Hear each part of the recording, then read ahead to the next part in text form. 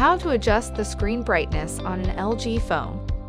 Adjustable screen brightness is very useful to ensure comfortable viewing in virtually any lighting condition.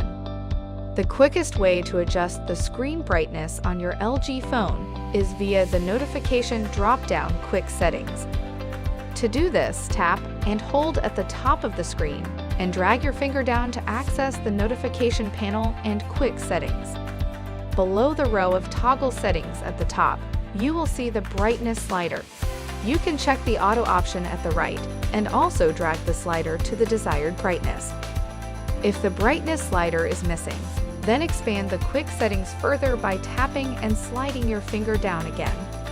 Then tap on the pencil icon at the top right. Press the three dots at the top right of the next screen and place a check by brightness. Then tap the check mark at the top right to save. The other way to adjust the screen brightness is to open Settings. Then tap on Display and adjust the brightness slider. You can also enable auto brightness.